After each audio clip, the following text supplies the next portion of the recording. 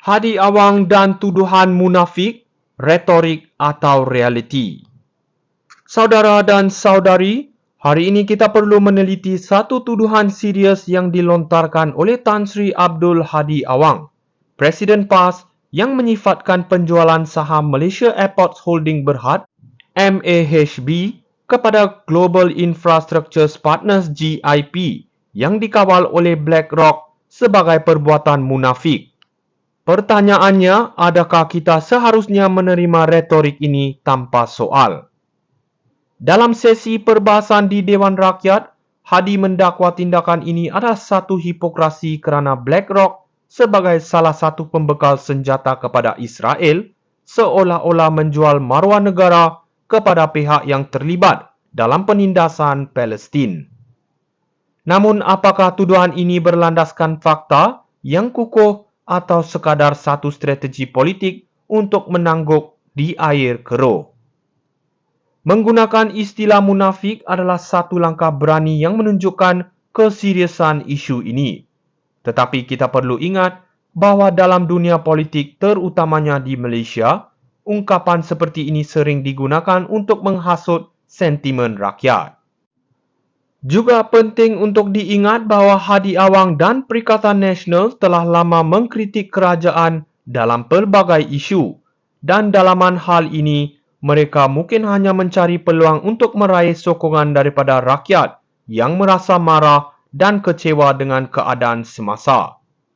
Sebagai penganalisis, kita perlu bersikap kritis terhadap tuduhan ini dan bertanya, adakah Hadi benar-benar peduli dengan nasib Palestin? Atau adakah ini hanya satu lagi bentuk permainan politik? Dalam dunia yang semakin kompleks, pemimpin perlu menunjukkan ketelusan dan tanggungjawab. Kita tidak boleh membiarkan naratif berbentuk tuduhan tanpa asas yang kuat merosakkan kepercayaan rakyat terhadap kerajaan. Hadi Awang dan tuduhan munafik, retorik atau realiti. Saudara dan saudari, hari ini kita perlu meneliti satu tuduhan serius yang dilontarkan oleh Tan Sri Abdul Hadi Awang, Presiden PAS yang menyifatkan penjualan saham Malaysia Airports Holding Berhad, MAHB, kepada Global Infrastructure Partners GIP yang dikawal oleh BlackRock sebagai perbuatan munafik. Pertanyaannya, adakah kita seharusnya menerima retorik ini tanpa soal? Dalam sesi perbahasan di Dewan Rakyat, Hadi mendakwa tindakan ini adalah satu hipokrasi kerana BlackRock sebagai salah satu pembekal senjata kepada Israel seolah-olah menjual maruah negara kepada pihak yang terlibat dalam penindasan Palestin. Namun apakah tuduhan ini berlandaskan fakta yang kukuh atau sekadar satu strategi politik untuk menangguk di air keruh? Menggunakan istilah munafik adalah satu langkah berani yang menunjukkan keseriusan isu ini. Tetapi kita perlu ingat bahawa dalam dunia politik terutamanya di Malaysia, ungkapan seperti ini sering digunakan untuk menghasut sentimen rakyat. Juga penting untuk diingat bahawa Hadi Awang dan Perikatan Nasional telah lama mengkritik kerajaan dalam pelbagai isu dan dalaman hal ini mereka mungkin hanya mencari peluang untuk meraih sokongan daripada rakyat yang merasa marah dan kecewa dengan keadaan semasa.